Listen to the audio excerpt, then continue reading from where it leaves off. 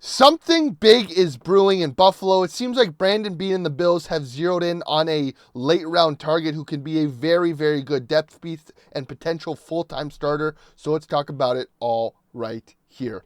Hello, everybody. Welcome to Bills Digest. I'm your host, Anthony Senicar, and it is off-season time, so you know what that means. Tons of draft coverage, tons of free agency signings, and tons of trade rumors. There's only one issue. 72% of you guys who are watching this video right now are not subscribed to the channel. Subscribe, join the army here at Bills Digest. Stay in touch with all your latest Bills offseason news because we got you guys covered from wall to wall all offseason. So stay in touch, stay informed, and subscribe and join the army.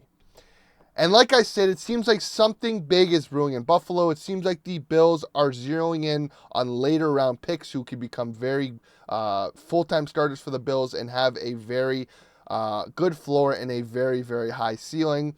The first prospect that I am talking about is that of Georgia Tech defensive tackle Zeek Biggers. They had a Zoom meeting with him, or Zoom interview with him, my apologies. Biggers tested well at the combine and could be a day 3 target for Buffalo.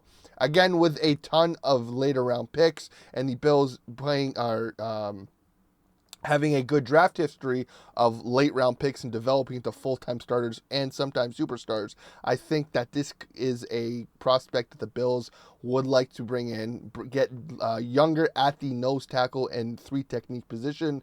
Again, you got DaQuan Jones, who's on the older side, who's on a big-time contract. You got Dwayne Carter, obviously, last year, but he is more of a pass rusher, where it seems as though Zeek Biggers is that of a very good run stuffer.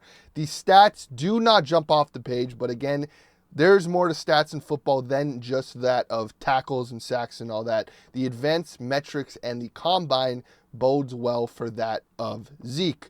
Again, combine stats ran a 4.14 40-yard dash, a 1.74 10-yard split, almost a 35-inch vertical, and a 9.3 broad jump. Again, athletic score was above average, which was very good. Out of all D tackles, he was ranked 19th.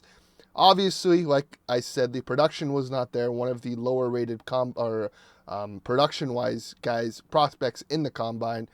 But again, the advanced metrics show that he is a player with opportunity as a very good 3 technique and run stuffer, and the pass rush game is still there. He had some good showings against some big-time teams or schools this past season at Georgia Tech. Obviously, the standout there is Notre Dame, who went to the NCAA championship. Syracuse, who's also a good team, who he had a good game against. University of Miami, who's always got a good team. So again, there are multiple games there where you can see why he is an NFL prospect and why he is going to be a day 3 pick. And even the advanced metrics in the run defense there was PFF ranked 63.9, which again is still above average for a pass rusher and a defensive lineman. So I think that, again, it is a good opportunity for the Bills. Again, if you look right there as well, the A gap and B gap, he lined up in the B gap a lot more, which again is that of the usual nose tackle or 3 technique in a 4-3 defense. So again, a run stuffing guy to run a lineup opposite of Dwayne Carter and Ed Oliver could be big for the Bills. And as always, there's going to be good and there's going to be bad with your prospects in the draft. And we got a list here. Massive frame that is difficult to move off the line. Again, the Bills with the rush defense last year had big issues. There's not a lot of big body, big frame defensive tackles for the Bills. Ed Oliver is considered undersized at 6'1". Dwayne Carter as well as 6'2". The biggest body the Bills had was that of DaQuan Jones, who had a down year in coming off of what he had the year before, and with age, maybe they're looking for a replacement for DaQuan Jones, someone who can get 1 year under his belt in the league to learn from DaQuan Jones and becomes a full-time starter for the Bills. Again, exceptional arm length for an interior lineman. This is something the Bills seem to have kind of zeroed in on. If you guys remember, Greg Rousseau lined up a few times in the defensive tackle position, used that long wingspan against guards with shorter arms, and caused a mayhem down the middle of the line of scrimmage against, like I said, guards with small arms, which kind of developed better for the pass rush. So again, a guy with a long wingspan who could be used in a pass rush scenario. Strong instincts and awareness to track the ball's direction. Again, something you want from a run-stuffing D tackle, and is something that he is very good at. Uses long arms effectively to distribute passing lanes and bat down balls. The Bills are at the bottom of the league, or near the bottom of the league of batted balls, at Oliver being 6'1", DaQuan Jones only being 6'4", Dwayne Carter only being 6'2". You're not going to get a lot of batted balls, but now bringing in someone who is about 6'5", might actually grow on that and expand that for the Bills. And again, something the Bills always love and always care about is someone who is a 4-year player, and someone who knows the game and understands the game, as well as that a reliable motor and effort level, especially for a player of his size. The Bills always look for players who want to play football, who keep on having the motor going on all game, and obviously Zeke does that at a very high level. So again, something the Bills like very much. And there's going to be cons. Struggles to keep pad level low at snap, giving offensive linemen leverage. Despite his length, he misses too many wrap-up tackles, lacks on explosiveness on the first step to convert speed to power. Again, that is more of a pass rush trait. If you're as big as he is, you are going to be a run-stuffing defensive tackle. So again, nothing that's overly concerning. Movements feel slow and deliberate, even for his size. A top-heavy frame that limits his lower body drive and overall power generation.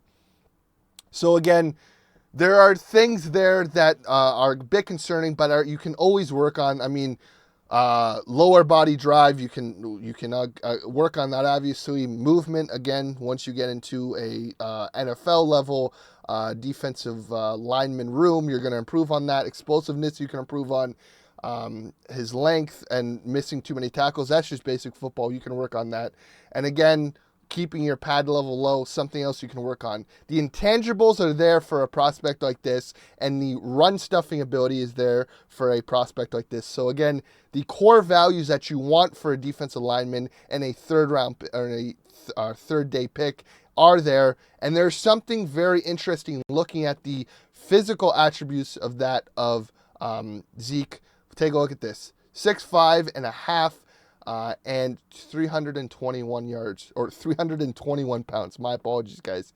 There's someone on the Bills who's on a semi-big contract, who's on the older side, whose intangibles kind of match that of Zeek Biggers. That being DaQuan Jones. Take a look at that. 6'4", 320 pounds. That is crazy. Look, just 6'5" and a half. 6'4", 321 pounds, 320 pounds.